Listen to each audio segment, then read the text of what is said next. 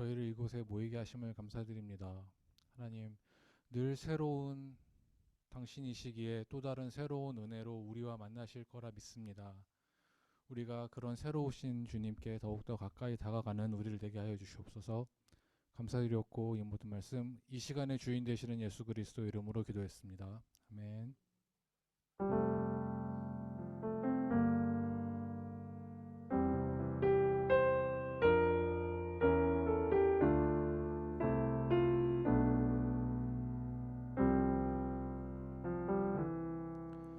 오늘 이곳에 계신 성령님, 우리에게 말씀하시고 우리를 가르치소서. 닫힌 우리 맘 열어주시고 주의 빛으로 밝혀 우리를 인도하소서. 주님보다 앞서질 않고 겸손하게 주님의 말씀 기다리리. 주님 손에 우릴 드립니다. 사랑으로 인도하소. 오늘 이곳에 계신 성령님, 오늘 이곳에 계신 성령님, 우리에게 말씀하시고 우리를 가르치소서. 닫힌 우리 맘 열어주시고 주의 빛으로 밝혀 우리를 인도하소서. 주님보다 앞서지 않고 겸손하게 주님의 말씀 기다리리. 주님 손에 우릴 드립니다. 사랑으로 인도하소서. 창조하신 모습 떠난 우리를, 창조하신 모습 떠난 우리를 예수님 닮게 빚으소서. 주님보다 앞서지 않고 주님보다 앞서지 않고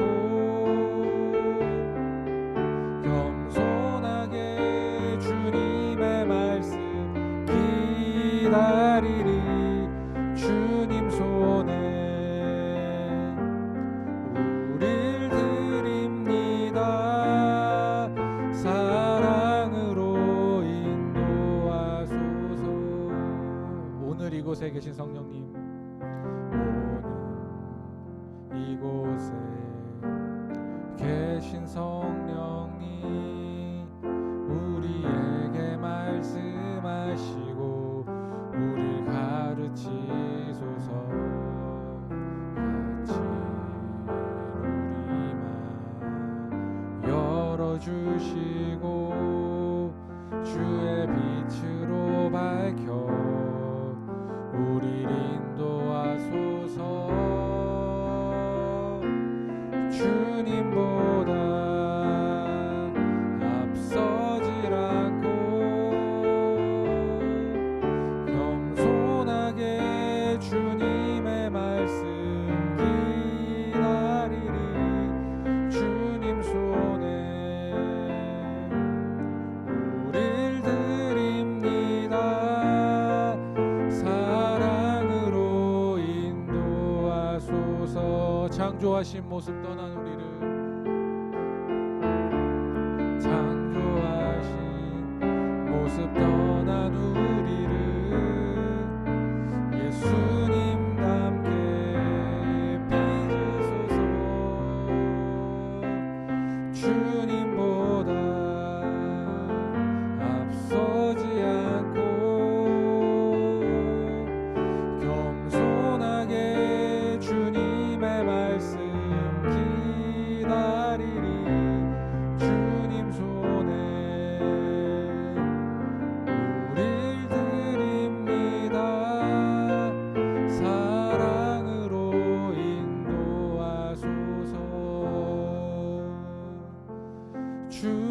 세상보다 앞서지 않고 겸손하게 주님의 말씀 기다리리. 주님 손에 우릴 드립니다. 사랑으로 인도하소서. 우리 이 시간을 위해 함께 기도하겠습니다. 우리가 방금 고백한 것처럼 서두르지 않고 주님보다 앞서지 않고 어떠한 생각도 다 내려놓고 오로지 우리를 이끄시는 성령님께 우리를 내놓을 수 있는 시간 되게 해달라고 함께 기도하겠습니다. 하나님, 우리가 어떤 모습으로 나가고 있습니까? 은혜 받겠다는 생각, 응답 받겠다는 생각, 그것들로 인해서 주님보다 앞서고 있습니까? 우리의 마음을 내려놓게 하여 주옵소서. 오로지 그분보다 우리를 이끄신 성령님의 인도하심을 순종하게 하여 주십시오. 그거보다 앞서고 그거보다 먼저 나가지 않게 하여 주십시오. 내 생각이, 나의 뜻이, 나의 계획이 그것보다 앞서지 않게 하여 주십소서. 오로지 주님께서, 오로지 우리 성령님께서 우리를 이끄시는 것을 듣고 느끼고 깨닫는 시간 되게 하여 주옵소서. 오로지 주님께 나아가기 원합니다. 우리를 붙들어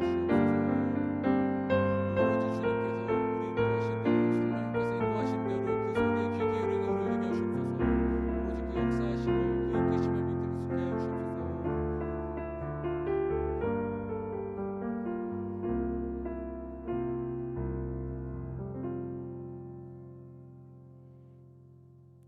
이 모든 말씀 우리 주 예수 그리스도 이름으로 기도했습니다. 아멘.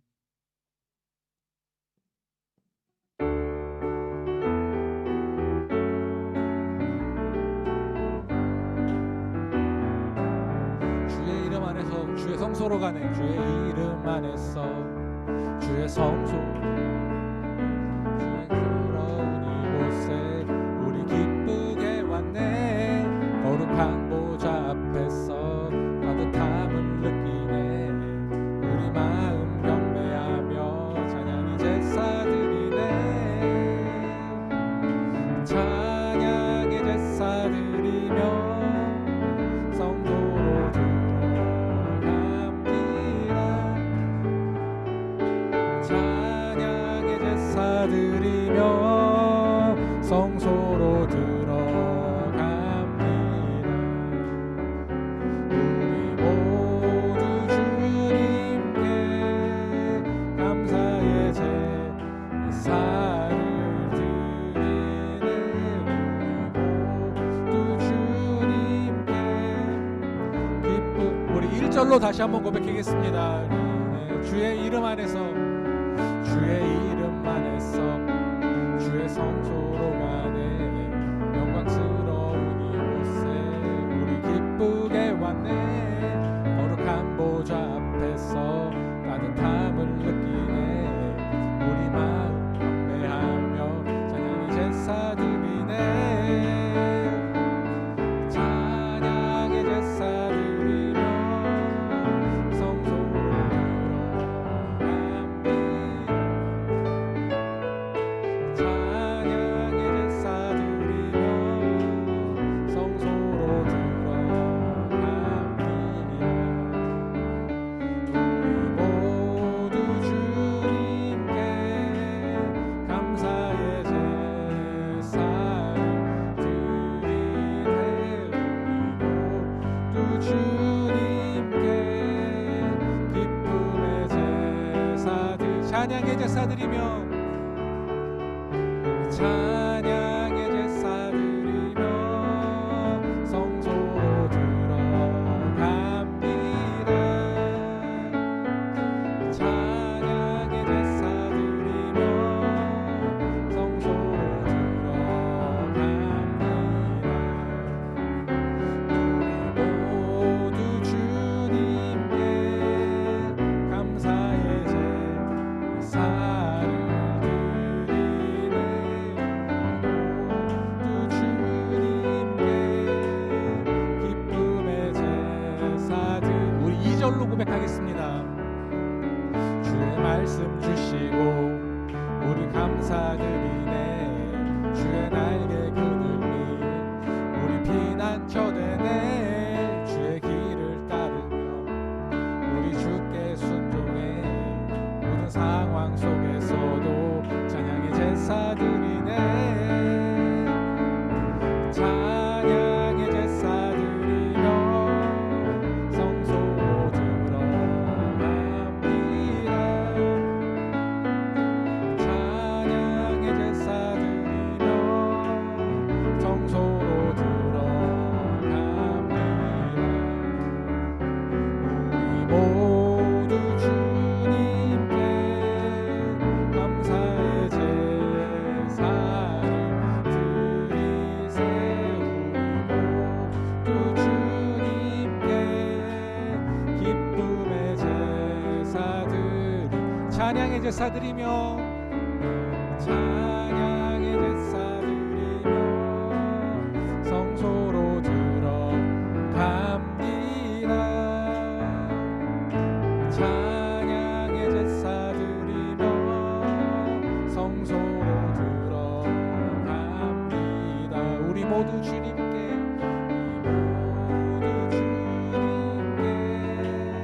감사의 제사를 드리세요. 모두 주님께 기쁨의 제 2절로 다시 한번 고백하겠습니다. 주의 말씀 주시고 주의 말씀 주시고 우리 감사드리네. 주의 날개 그늘이 우리 피난처 되네. 주의 길을 따르며 우리 주께 순종해. 모든 상황 속에서도 찬양의 제사 드리네. 찬양의 제사 드리며 감소로 들어갑니다. 찬양의 제사 드리며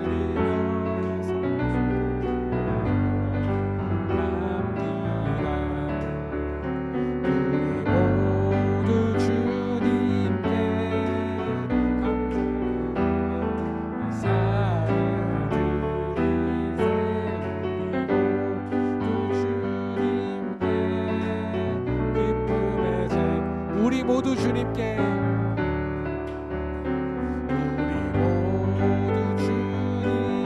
감사의 제사를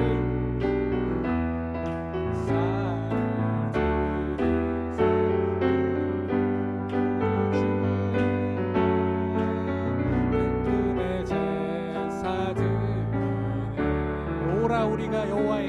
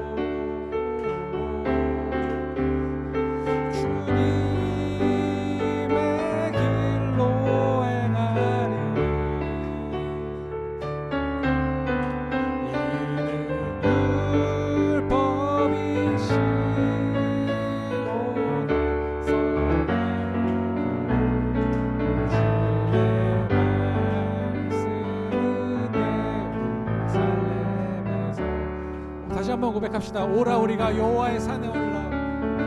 오라 우리가 여호와의 산에 올라. 하나님의 전에 이르자.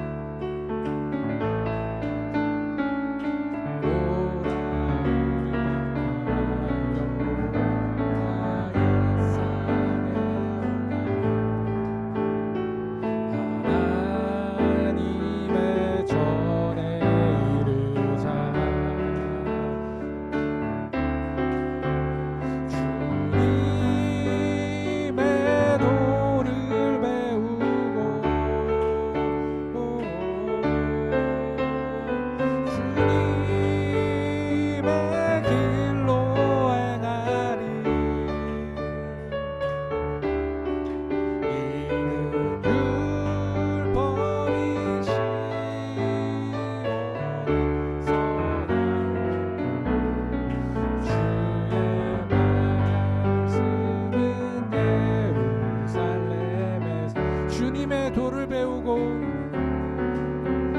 주님의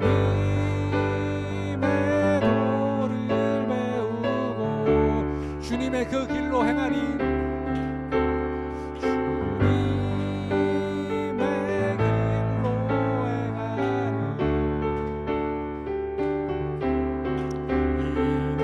이는 율법이시 온에서 주의 말씀은 예루살렘에서 주의 말씀은 예루살렘에서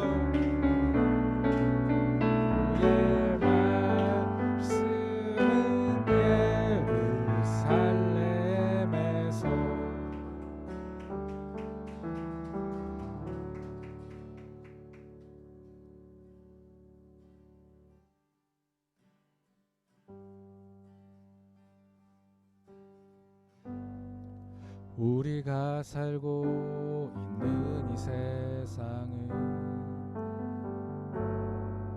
주님의 손길 안 닿은 곳 없네. 주님의 말씀을 갈망하는 우리에게 하늘의 비밀 알려주시네. 어두움 가운데 있던 이 세상을 빛으로 오신 하나님의 아들, 그의 말씀을 믿는 모든 이들에게 하늘의 비밀 비춰주시네. 하나님 말씀으로 아버지 마음으로 나 달려갑니다.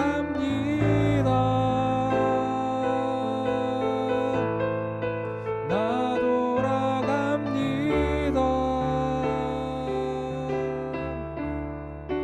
말씀이 육신 되어 말씀이 내 삶 되어 주 나라 이곳에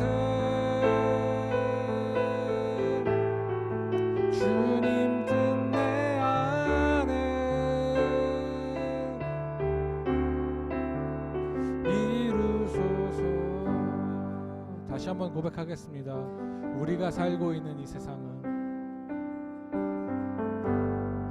우리가 살고 있는 이 세상은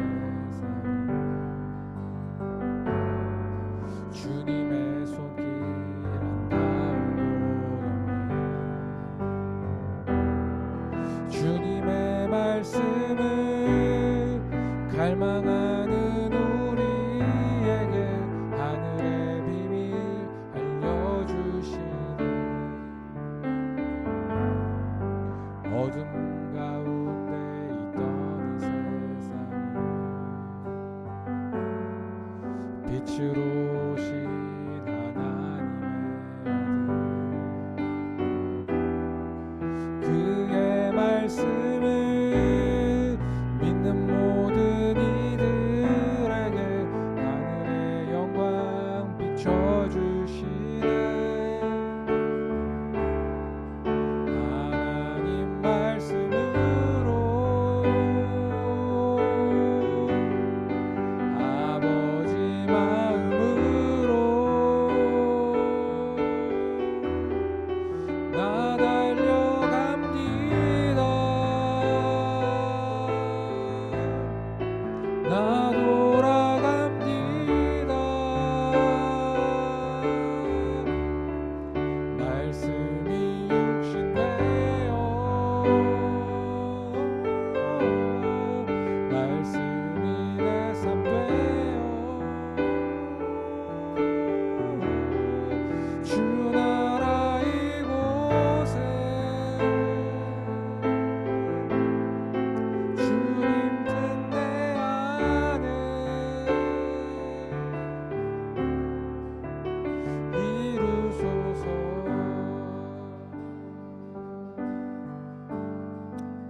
듣지 못했던 마음 주님의 성령 오셔서 보지 못했던 나의 눈 주를 보게 하시네 듣지 못했던 마음 주님의 성령 오셔서 보지 못했던 나의 눈 듣지 못했던 마음 주님의 성령 오셔서 보지 못했던 나의 눈 주를 보게 하시네 듣지 못했던 마음 주님의 성령 오셔서 보지 못했던 나의 눈 주를 보게 하시네 하나님 말씀으로 아버지 마음으로 나 달려갑니다 나 돌아갑니다 말씀이 육신 되어 말씀이 내 삶 되어 주 나라 이곳에 주님 뜻 내 안에 이루소서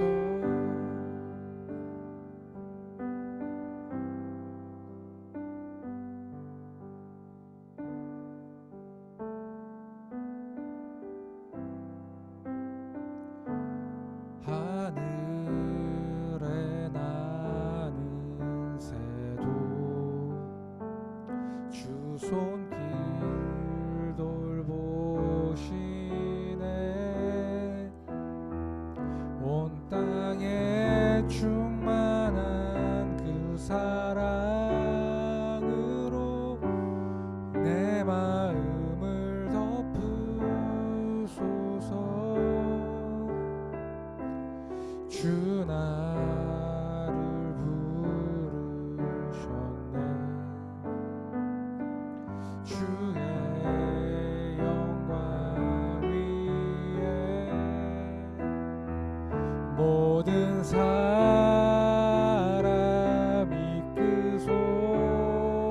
이끄소서 주의 영광으로 주 말씀 향하여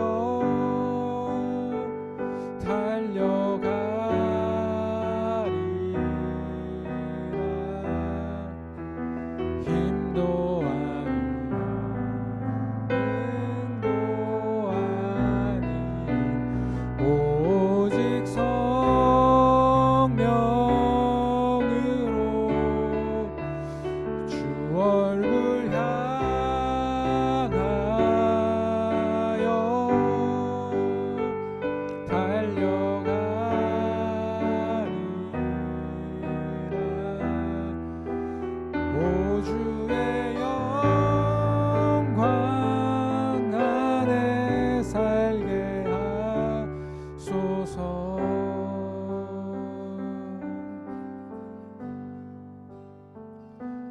하늘에 나는 새로 주 손길 돌보시네. 온 땅에 충만한 주 사랑으로 내 마음을 덮으소서. 주 나를 부르셨네. 주의 영광 위에 모든 사람 이끄소서. 주의 영광으로 주 말씀 향하여 주 말씀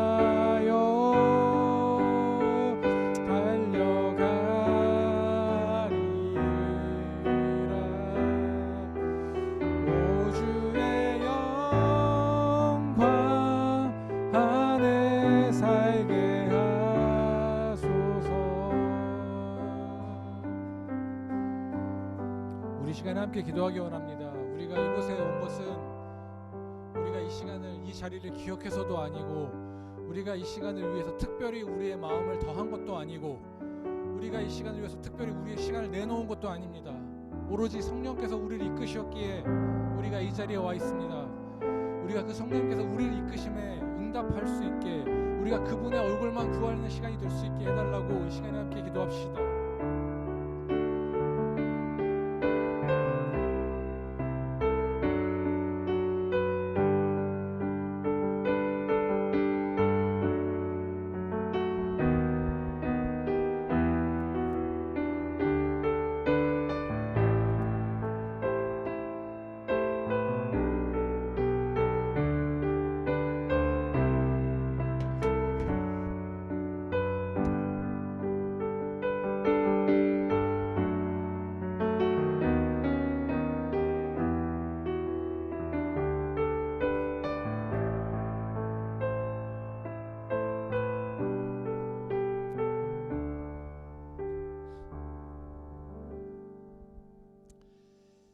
우리 아버지 되신 하나님, 이 시간 저희가 주님 앞에 나와서 이렇게 예배를 드립니다.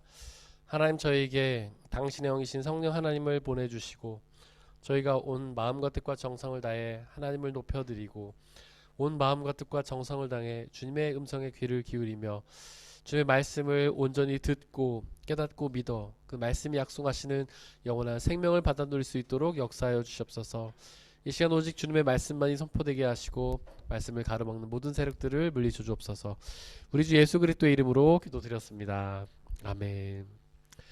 우리 바쁜 한 주를 살아가시고서 이렇게 금요일에 나와서 하나님 앞에 예배를 드리는 모든 영혼들을 주님의 이름으로 축복합니다. 이제 계속해서 저희가 누가복음 1장 8절 9절 말씀을 나눌 텐데 8절 말씀 우리 함께 읽겠습니다. 시작. 사가랴가 자기 조의 차례가 되어서 하나님 앞에서 제사장의 직분을 담당하게 되었다. 아멘. 제사장의 직분이라는 것이 어, 그러니까 하나님 앞에 성전에서 하나님을 예배하는 제사를 드리는 그런 직분이라고 말씀을 드렸죠. 물론 그 레위 지파들은 그 레위 지파가 있고 레위 지파 중에 아론의 후손들을 우리가 제사장을 세우는데 레위 지파 사람들은 성전의 곳곳에서 각자 자기의 할 일들을 하죠. 뭐 성전을 관리한다던가 재물을 준비한다던가 이런 거를 하고 제사장들은 그 제사를 드리는 업무를 합니다. 그리고 제사장들도 다른 업무가 있는데 제사장들의 메인 업무는 하나님 앞에서 제사를 드리는 것이죠. 근데 그 제사장의 임무는 굉장히 그 거룩한 것이고 제사장이 워낙 많았기 때문에 그거를 매주 하는 것이 아니라 일주일에 그러니까 1년에 두 번 일주일 동안 성전을 섬길 수 있었다고 해요. 그러니까 1년에 딱 두 번 섬기는 거죠. 그러니까 제사장들이 총 18,000명 정도 됐다고 합니다. 그래서 한 조가 돌아가면서 성전을 섬기는데 일주일씩 1년에 두 번, 그러니까 2주일을 섬기게 되는 것이죠. 이렇게 제사장의 직분은 굉장히 이제 영광스러운 직분입니다. 하나님이 맡기시는 특별한 직분이라고 할 수 있죠. 그런데 이제 우리가 마틴 루터가 만인 제사장설이라는 것을 이야기하지 않습니까? 옛날에는 제사장만이 제사장이었어요. 구약시대 때는. 그런데 이제 예수님 이후에는 모든 사람들이 제사장이 되었죠. 우리가 잘 알다시피 이제 제사장 그 성전에 보면은 성소가 있고 지성소가 있습니다. 성소는 모든 성도들이 들어갈 수 있는 곳이에요. 지성소는 제사장만이 들어갈 수 있는 곳입니다. 그래서 그 안에 성소와 지성소 사이에는 천막으로 가리워져 있었어요. 그래서 일반 사람들이 지성소 안에 들어가면 목숨을 잃거나 그렇게 되는 거죠.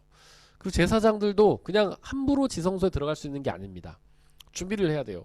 옷도 빨아입고 정결의식, 그러니까 목욕도 하고 자신의 죄를 먼저 회개한 후에 그 안에 들어갈 수 있었어요. 근데 만약에 지성소에 들어갔는데 이제 제사장에게 흠이 발견이 되면 그 자리에서 그냥 죽었다고 합니다. 그래서 제사장이 지성소로 들어갈 때는 허리에 끈을 묶었대요. 그래서 혹시나 안에 들어가서 죽으면은 그 끈을 끌어당겨 가지고 그 사람을 바깥으로 끌어내려고. 왜냐하면 아무나 못 들어가잖아요. 평범한 사람은 못 들어가잖아요. 그러니까 제사장도 자신의 순번이 돼야만 그 안에 들어갈 수 있었고, 그것이 아닌 때 들어가거나 정결의식을 제대로 하지 않으면은 그 안에 들어가면 죽었기 때문에 그 허리에다가 그렇게 끈을 묶었다고 합니다. 근데 그 지성소와 성소를 가르는 휘장이 언제 찢어졌잖아요. 언제 찢어졌습니까? 맞습니다.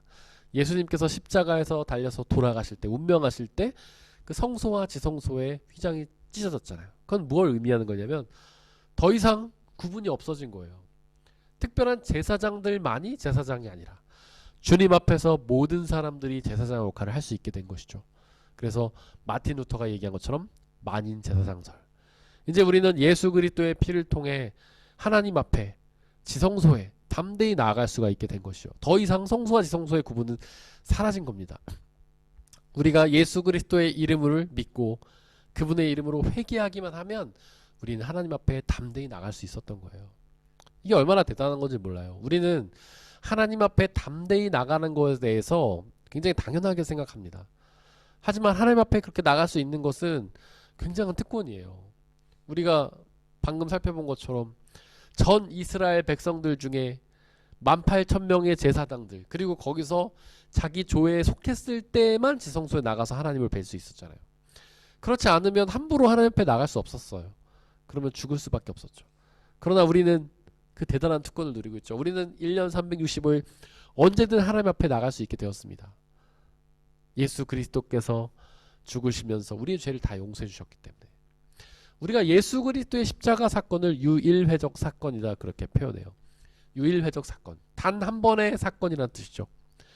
그건 뭐냐면 예수 그리스도의 십자가의 단 한 번의 사건으로 우리의 죄를 완전히 용서해 주셨다는 겁니다. 구약시대 때는 우리가 죄를 지을 때마다 제사를 드렸어야 했죠. 그 이유는 뭐냐면 그 제사의 희생제물이 완전하지 않았기 때문에 우리의 죄를 완전히 용서하지 못했기 때문이에요. 그래서 우리가 죄를 지을 때마다 나아가서 회개를 드렸어야, 제사를 드리면서 회개를 드렸어야 했어요. 그 먹기도 아까운 동물들, 소도 드리고 비둘기도 드리고, 그 먹기도 아까운 동물들을 우리가 끊임없이 죄를 지으면 나가서 태워서 죽였어야 하죠. 근데 만약에 우리가 계속해서 그런 방식으로 회개를 해야 했다면 아마 우리는 죄를 영원히 용서받지 못했을 거예요. 이 세상에 있는 모든 동물들을 다 죽여도 우리의 죄를 용서받지 못했을 거예요. 그러나 우리 주 예수 그리스도, 그 완전한 희생제물, 히브리서가 고백하는 것처럼 완전한 희생제물, 그분이 완전한 희생제물인 이유는 하나님의 아들이시기 때문에, 곧 하나님이시기 때문에, 하나님이시면서 하나님의 아들이신 그분이 우리의 모든 죄를 지고 십자가에서 죽으신 그 단 한 번의 희생제물 통해서 우리의 죄가 지금부터 영원까지 용서받게 되었습니다. 그리고 유일회적 사건이라는 것은 예수님의 그 십자가 사건 단 한 번으로 우리의 죄를 완전히 용서한다는 뜻도 있지만은 우리의 모든 죄를 다 용서한다는 뜻이에요. 우리가 과거에 지었던 죄, 지금 짓고 있는 죄, 미래에 지을 모든 죄까지도 다 용서하신다는 뜻이에요. 우리는 그 예수 그리스도의 십자가를 붙잡고 담대히 주님 앞에 나가야 되는 거예요. 근데 여기서 약간의 이제 경계가 있어요. 우리가 예수 그리스도를 믿으면 모든 죄를 용서받는다는 것. 그래서 주님 앞에 담대히 나가야 된다는 것. 그래서 히브리서 10장 22절에 말하는 것처럼 우리는 죄책감을 가지면 안 돼요. 예수의 피를 마음에다 뿌려서 죄책감에서 벗어나라. 히브리서 10장 22절에 그렇게 얘기하고 있죠. 우리가 죄책감을 느끼는 것은 죄예요. 그거는 무슨 죄냐면 예수 그리스도의 십자가를 의심하는 죄죠. 예수님의 단 한 번의 제사로 우리의 모든 죄를 다 용서하셨기 때문에 우리는 죄책감을 가질 필요가 없고 가져서도 안 됩니다. 그거는 예수 그리스도의 십자가를 부인하는 죄예요. 아, 주님께서 야, 내가 십자가를 져서 너의 죄를 용서했다. 그런데 주님 아니에요. 그거 부족해요. 저 아직도 죄가 있어요. 그렇게 말하는 거랑 똑같아요. 하지만 여기서 경계가 있어요. 뭐냐면 죄책감을 가지지 말라고 해서 뻔뻔해서는 안 된다는 뜻이죠. 야, 예수님이 나의 모든 죄를 용서해 주시니까 나는 막 죄를 져도 되겠지. 그런 사람 없을 것 같죠? 있습니다. 성경시대 때부터 있었어요. 성경에 보면 니골라당이라는 사람들, 니골라당이라고 들어봤죠? 니골라당이라고 바울 서신에서 굉장히 이제 그 비판하는 사람들인데, 그 사람도 어떤 사람들이냐면, 야, 예수님의 십자가의 그 희생제물이 완전해서 나의 모든 죄를 다 용서해 주셨는데 내가 죄를 지면 어때? 회개하면 되지 뭐. 죄 마음껏 지고 회개하고 마음껏 지고 회개하고, 그런 사람들이 이미 성경 시대에도 있었습니다. 요즘에는 있을까요, 없을까요? 있습니다. 그 우리가 세월호 사건으로 유명해진 구원파 다 아시죠? 그 구원파가 그런 사람들이에요. 박진영이 구원파네 아니네 논란이 많은데, 구원파가 그런 사람들이에요. 자기네는 예수 그리스도의 피로 용서를 받았기 때문에 아무리 큰 죄를 져도 괜찮다는 거예요. 그래서 유병원이 그 세웠던 회사, 세모인가 네모인가, 세모죠. 그 회사 보면은 아주 대담하게 죄를 짓잖아요. 뭐 불법, 하여튼 불법을, 온갖 불법을 대놓고 저지르죠. 막 그 교주이면서 대표인 유병원은 막 조장하고, 영상 보면은 뭐 불법을 조장하잖아요. 그래도 된다고 주장해요. 왜냐하면 예수님의 피가 우리 죄를 용서해 주셨기 때문에. 하지만 그거는 아니죠. 회개라는 것은 뉘우침이 아닙니다. 그거는 회개를 뉘우침과 오해하는 데서 오는 잘못이에요. 회개는 뉘우침이 아니에요. 아, 잘못했습니다, 주님. 제가 정말 잘못했습니다. 이렇게 하고 마는 것이 회개가 아니죠. 회개는 뭐예요? 메타노이아. 네. 헬라어로 메타노이아. 회개는 원래 무슨 뜻이냐면 방향을 바꾼다는 뜻이에요. 방향을 바꾼다. 죄를 향해 가던 우리의 방향을 하나님께로 바꾸는 것. 죄는 곧 불신앙이죠. 하나님 믿지 않는 불신앙. 그리고 하나님이 아닌 것을 믿는 우상숭배죠. 그리고 하나님이 아닌 나를 따르는 교만이죠. 죄라는 것은 하나님이 아닌 것을 향해 가는 거예요. 하나님이 아닌 것을 추구하고, 하나님이 아닌 것을 행하고, 하나님이 아닌 것을 바라보고 그것을 목적으로 삼는 거예요. 그게 죄인 거예요. 회개는 돌아서는 거예요. 하나님께로 돌아서는 거예요. 이제는 하나님을 믿고 하나님을 의지하면서 하나님만 예배하며 살아가는 것이 바로 회개예요. 회개는 방향의 전환이죠. 방향의 전환은 행동의 변화를 수반하는 겁니다. 예를 들면 그런 거예요. 우리가 차를 타고 운전해서 가는데 여기서 하이델베르크를 가려면 5번을 타고 남쪽으로 가야 되잖아요. 실수해서 북쪽으로 갔어요. 제가 가끔 그렇습니다. 고속도로 잘못하고 엄한 데로 가요. 그럼 어떻게 해야 됩니까? 잘못 탔네? 그리고 계속 가면 될까요? 아니죠. 얼른 톨게이트 나와가지고 유턴을 해갖고 남쪽으로 내려와야지 되잖아요. 그럼 방향의 전환이 필요해요. 회개는 행동의 변화가 있어야 돼요. 아, 주님 잘못했습니다. 용서해 주세요. 하면서 계속 주님이 아닌 것을 바라보고 주님이 아는 대로 해가는 것은 회개가 아니죠. 예수 그리스도를 믿고 의지하며 그분의 뜻대로 해가는 것. 모든 불법과 악을 내려놓고 하나님의 뜻대로 해가는 것. 그것이 회개라는 거예요. 그래서 그런 회개를 통해서 우리가 예수 그리스도에 나갈 수 있는 겁니다. 만인 제사장이 된 거예요. 예수 그리스도 앞에 우리가 나가기만 하면 우리 모두는 제사장입니다. 그래서 우리가 만인 제사장이라는 말이 왜 나왔냐면 이제 가톨릭 시대에 성직자들이 있지 않습니까? 교황이라든지 주교라든지 신부님들, 그런 사람들만이 제사장이라고 생각하고 평신도들은 그냥 평신도라고 생각하면서 굉장한 권위의식을 가졌어요.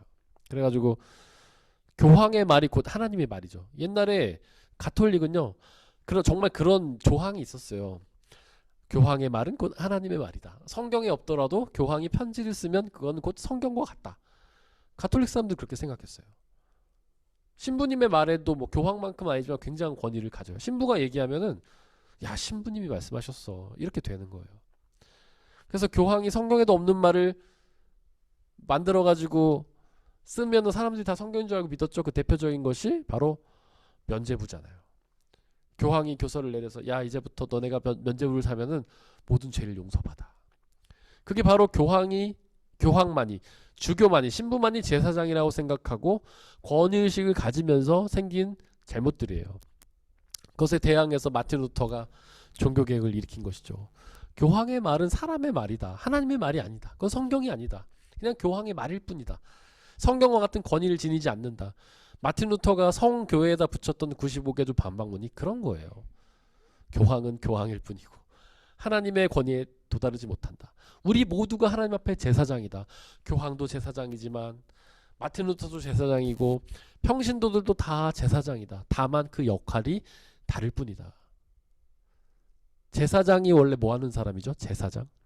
제사를 인도하는 사람이죠. 제사는 우리의 예배잖아요.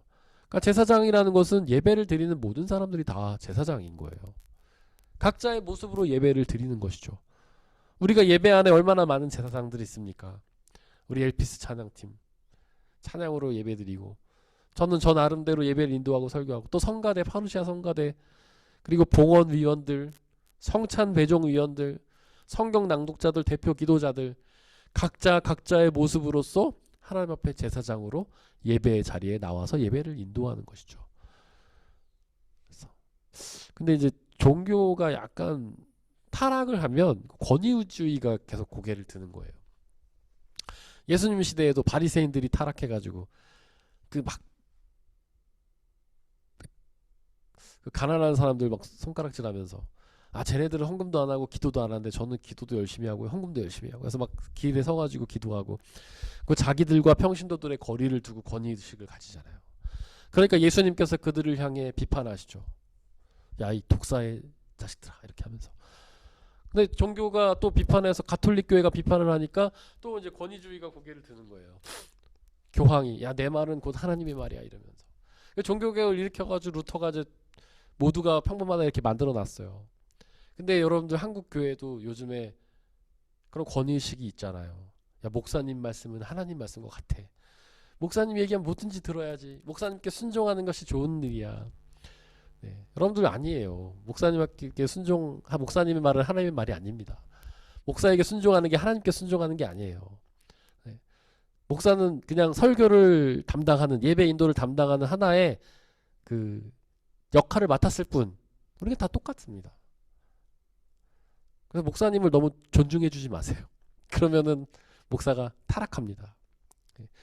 그래서 저는 저 자신을 믿지 못하기 때문에 저희 교회는 여러 가지 이렇게 목사를 견제할 수 있는 시스템을 만들어 놨잖아요. 목사가 뭔가 얘기를 해도 운영위원회에서 통과가 안 되면 저희는 하지 못합니다. 운영위원 4명이 아, 그거 별론데요. 그러면 거기서 일단 끝나요. 얘기가 진행이 안 돼요. 근데 우리가 동의를 해도 재직해서 동의가 안 되면 또 진행이 안 되잖아요. 이런 여러 가지 장치를 통해서 그것 자체가 만인 제사장설에서 나온 생각들이에요. 목사는 그냥 설교하는 역할일 뿐, 우리 교회는 우리 모든 성도들이 같이 다 운영해 나가는 거예요. 그래서 운영위원들이 머리를 맞대서 계획하고 재직들이 머리를 맞대서 그걸 운영해 나가는 것이죠. 만인 제사장설은 그런 것들이에요. 우리 모두가 하나님 앞에 제사장입니다. 근데 제사장의 직분을 사가랴가 담당을 했어요. 하나님께서는 우리에게 직분을 주십니다. 직분. 사명을 주시죠. 일을 주시죠. 사가랴만 직분을 맡은 것이 아니라 세상 모든 사람들이 다 직분을 맡았죠. 사가랴는 성전에서 예배를 담당하는 역할, 그리고 다른 사람들은 다른 역할로. 그래서 마틴 루터는 그 소명, 직분을 뭐라고 얘기했냐면 베루프라고 말했죠. 베루프. 베루프가 사명이나 소명이라는 뜻도 있지만 다른 뜻으로 무슨 뜻이 있습니까? 직업이잖아요. 바스틴지 폰 베루프. 그럼 당신의 직업은 무엇입니까? 그래서 사명은 곧 직업인 거예요. 우리가 사명 그렇게 생각하면 그런 것만 생각해요. 내가 교회에서 뭘로 섬기는지. 내가 선교지에 나와가지고 선교를 해야지. 내가 헌금을 많이 해가지고 교회를 세워야지. 이런 것만 생각하거든요. 근데 여러분들, 하나님이 우리에게 맡기신 사명은 그런 것도 있지만은 각자 자리에서 여러분들이 해야 될 직업, 그것이 하나님이 맡기신 사명인 거예요. 사업을 하시는 분, 또 직장생활 하시는 분, 연구하시는 분, 음악을 하시는 분, 각자 하나님께서 나름의 역할대로 일을 감당하라고 맡겨주신 거예요. 우리는 그 자리에서 최선을 다해서 일하는 것이 하나님이 우리에게 맡기신 사명인 거죠. 근데 요즘엔 우리는 자본주의 시대를 살고 있지 않습니까? 그래서 직업이 되게 변질됐어요. 직업을 하나님께서 우리에게 맡기신 사명이라고 생각하지 않고 요즘 사람들은 다 돈을 버는 수단으로 생각하죠. 그래서 돈이 되는 일을 하고 돈이 안 되는 일은 하지 않고, 돈을 더 많이 주는 곳에 가서 일하고자 하고 싶어 하고 자기의 가치를 월급하고 환산해 버리죠. 여러분들, 그것은 당연한 게 아니에요. 자연스러운 게 아니에요. 최근에 우리가 자본주의를 살게 되면서 그렇게 된 겁니다. 옛날에는 직업과 월급이 같지 않았어요.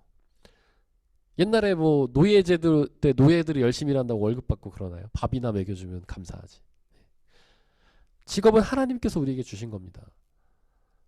우리의 받는 월급과 그거를 대체해서는 안 돼요. 하나님께서 우리에게 맡겨주셨기 때문에 그것이 얼마나 많은 급여를 받든지 중요하지 않고 우리는 최선을 다해 열심히 해야 되는 거죠. 거기에는 귀천이 없는 거예요. 교수님 물론 훌륭하시지만 교수님 학자라고 해서 더 훌륭한 게 아니고 길에서 청소한다고 해서 그 사람이 훌륭하지 않은 건 아니죠. 하나님께서 맡기신 사명을 최선을 다해 하는 것, 그것이 귀한 겁니다. 태초에 하나님께서 천지를 창조하시고 아담을 창조하셨죠. 그리고 아담에게 직업을 주시잖아요. 어떤 직업을 주셨습니까? 동산지기, 정원을 가꾸는 일을 주셨죠. 가드너, 정원지기의 일을 주셨어요. 생각해보면 하나님께서 최초의 인간인데 아담이 좀 더 멋진 직업을 주셨어도 좋았을 텐데 정원지기를 주셨나, 이렇게 생각할 수도 있잖아요. 그렇지 않다는 거예요. 하나님께는 직업에 귀천이 없는 겁니다. 자신이 가장 처음 지은 가장 첫 번째 아담, 자신의 가장 첫 번째 자녀인 아담에게 동산지기 일을 맡기시는 거예요. 그 동산지기가 귀하니까. 아담은 그 일을 열심히 했죠. 근데 그것에 대한 급여는 없잖아요. 우리가 그것을 가지고 아담이 이거 돈도 안 주는데 나 안 할래요, 그러진 않았잖아요. 하나님께서 우리에게 맡기신 사명, 그것이 무엇이든 그것은 가장 귀한 것이고 그것으로 하나님께 영광을 돌리는 되는 겁니다. 여러분들 혹시 예수원 가보셨습니까? 예수원에 저는 가봤는데 거기 가면은 입구에, 예수원 아시죠? 대천득 신부님이란 분이니까 성공회 신부님이시죠? 제가 알기론 그런데. 네, 성공회 신부님이니까 개신교 쪽이에요. 성공회가 뭐 신부님이라고 부르고 예배하나 뭐 미사라고 하고 굉장히 가톨릭적 요소가 있지만은 나름 개신교입니다, 그분들. 근데 개신교 신부님이신 대천득 신부님, 외국 분이신데 이제 한국말도 배우시고 한국어를 쓰시고 이렇게 하셔서 그분이 예수원이라는 공동체를 세우셨죠. 근데 이제 가톨릭에는 그런 수도원 공동체가 되게 발달돼 있는데 이제 기독교에는 그런 수도원 공동체가 없어요. 근데 개신교에는 수도원 공동체가 없어요. 그래서 그 개신교 수도원 공동체를 대천득 신부님 만드셔서 한국에서는 굉장히 그게 이슈가 됐었죠. 그래서 저도 그 저희 교회랑 간 건 아니고 저희 작은 아버님 교회 청년들하고 한번 갔었는데 거기 가서 수도 생활이라는 것을 일주일 정도 이제 체험을 하는 거죠. 그래서 가톨릭에 있는 수도사들이 어떻게 신앙생활을 하는지, 그러니까 속세를 떠나서 자기의 일상을 떠나서 그곳에 한 일주일 동안 머무면서 기도도 하고 뭐 그렇게 하는 거죠. 근데 그 예수원에 딱 가보면 그 명패가 이렇게 입구 쪽에 있는데 그 뭐라고 써 있냐면 노동이 기도요, 기도가 노동이다 이렇게 써 있습니다. 그러니까 우리가 자기의 직업을 가지고 그것을 최선을 다해 하는 것이 하나님께 기도를 드리는 거라는 거예요. 반대로 얘기하면 우리가 직업을 할 때 하나님께 기도하는 마음으로 한다는 거죠. 그것이 무엇이든 그런 마음으로 하면 그게 어떤 일이든 우리는 기쁨과 감사로 할 수 있는 것이죠. 하나님께서 그것을 우리에게 원하시는 겁니다. 어떤 직업이든 그것이 무엇이든 가정주부라고 하더라도 저희 아내가 새벽마다 일을 나가가지고 점심때 와가지고 제가 평생에 안 해본 요리를 가끔 하지 않습니까? 점심때? 근데 진짜 재밌어요. 제가 잘하는지 모르겠는데 재밌어요. 제가 파스타만 하거든요. 한국 음식을 잘 못해요. 너무 어려워서. 근데 파스타를 제가 하는데 파스타에 세상에 그렇게 많은 종류가 있는 거 전 처음 알았어요. 이거 있을까 하고 검색해보면 진짜 있어요. 네, 정말 종류가 엄청 많더라고요. 뭐 올리브 파스타 있을까 찾아보면 있어요. 뭐 베이컨 파스타 있을까 찾아보면 있어요. 계란 파스타 찾아보면 있어요. 그래갖고 제가 이제껏 벌써 한 몇 년, 한 4년 됐나? 그런 세월 동안 그렇게 점심을 했는데도 할 때마다 새로운 게 나와요. 예언아 맛있지? 네, 맛있답니다. 예언이는 제가 점심 때 파스타 해주기를 기다려요. 근데 이제 저도 모르게 그런 마음을 주셨어요. 이게 처음에는 사실 이렇게 즐겁고 기쁘진 않았어요. 왜냐면 잘 못하는 거고. 그리고 한국은 좀 가부장적인 생각이 있어. 남자들이 잘 요리 안 하지 않습니까? 처음에는 좀 별 이게 기쁘지 않았는데 하다 보니까 이게 재미도 있고 그런 마음을 주시는 거예요. 하나님께서 주시는 사명이구나 이게. 그러면서 애들하고도 더 친해지고 예주도 친해지고 예언이랑 친해지고 집에 이제 이렇게 낮 시간에 있으면서 애들 학교도 보내고 갔다 오면 밥도 해주고 이러니까 더 가까워지고 또 아내에 대한 고마운 마음도 알게 되고 아내가 오면은 맛있게 먹어주면은 또 기쁘고 제가 맨날 물어봐요. 맛있냐고 맛없냐고. 오늘도 물어봤어요. 점심때. 아내의 마음을 알겠더라고요. 네. 하여튼 그렇게 하나님께서 우리에게 무엇을 맡기시든 그것이 소명이다. 지금 하고 있는 것 비록 남들이 알아주지 않더라도 그것은 너무나 귀한 것이죠. 저는 이제 물론 이제 직장에서도 조금 월급 많이 주고 이런 큰 회사 가고 싶어 그런 거 있는데 교회도 좀 마찬가지거든요. 목사님들이 좀 목회 이렇게 잘하고 그러면 큰 교회 가고 싶어 하고 그러는데 저는 이런 마음이 있어야 된다고 생각해요. 어디를 보내시든 어느 자리에 보내시든 그게 큰 교회든 작은 교회든 시골 교회든 도시 교회든 하나님께서 어디를 보내시든 바로 이 사명의식 돈이나 크기와 명성에 관계없이 아무도 나를 알아주지 않는다 하더라도 그렇게 하는 것이 하나님의 사명이 아닌가 싶고요. 저는 스스로 동네 목사라고 부르는 게 참 좋은 것 같아요. 아무도 몰라주는. 저는 가끔 이렇게 목사들은 자기 교회 가면은 좀 대왕 노릇하잖아요. 아까 어깨도 펴지고. 근데 다른 교회 가면 되게 작아져요. 아무도 몰라주고 그 교회 목사님만 다들 높여주고 저는 지나간 아저씨인가 이렇게 보고 그럼 다른 교회 가면 좀 위축되고 그런 거 있거든요.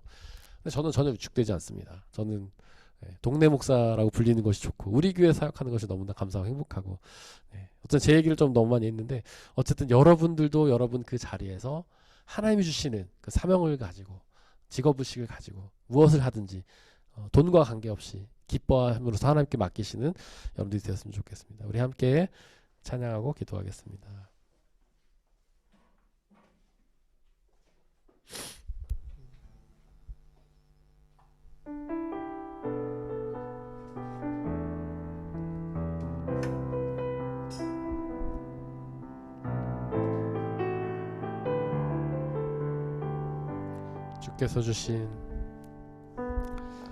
주께서 주신 모든 시간 헛된 것 없네.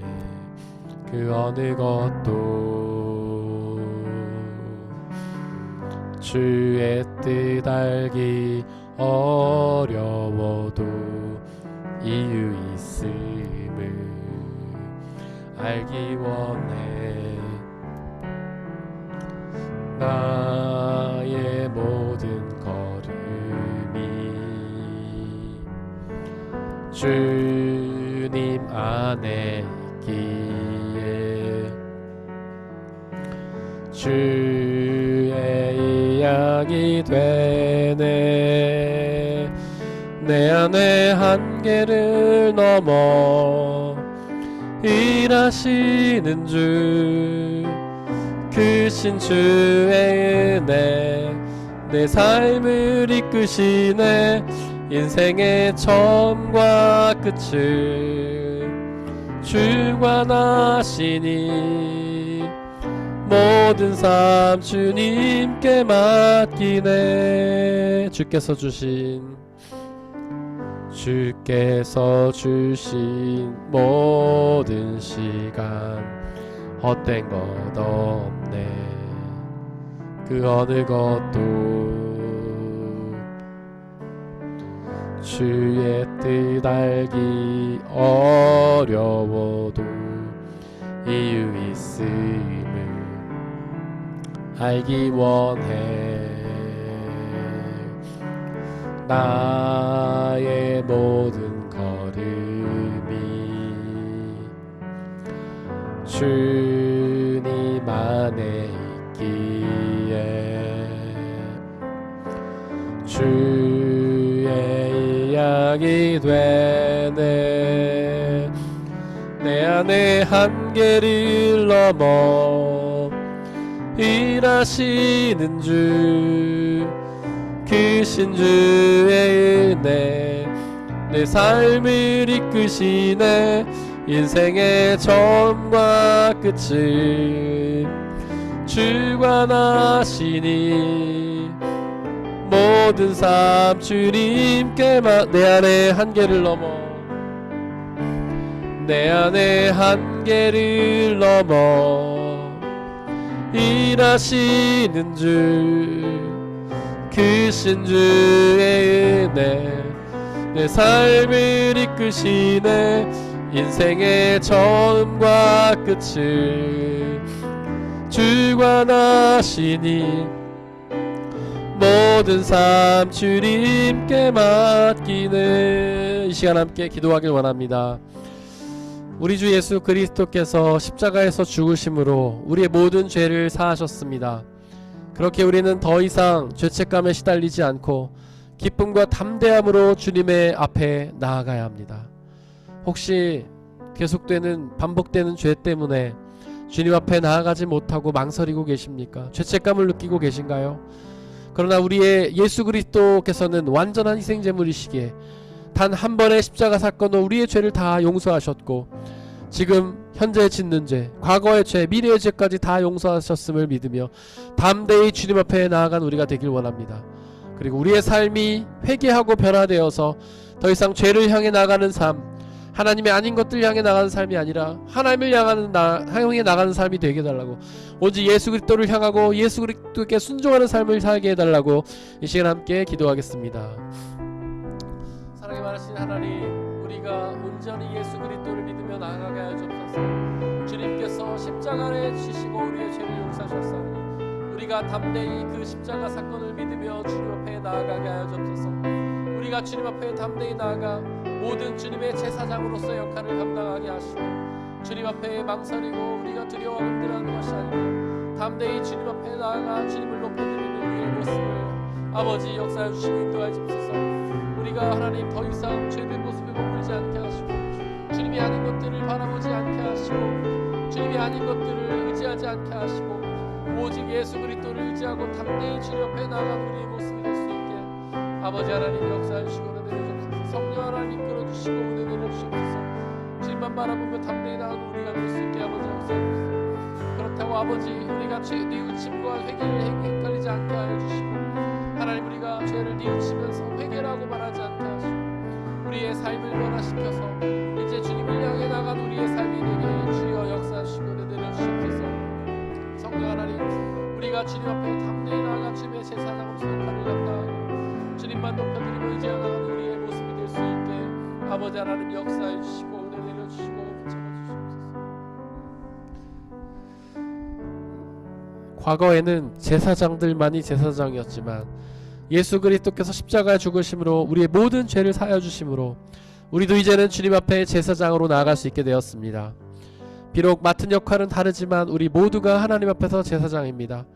하나님께서 우리에게 주신 그 모든 일들은 제사장으로서의 사명입니다.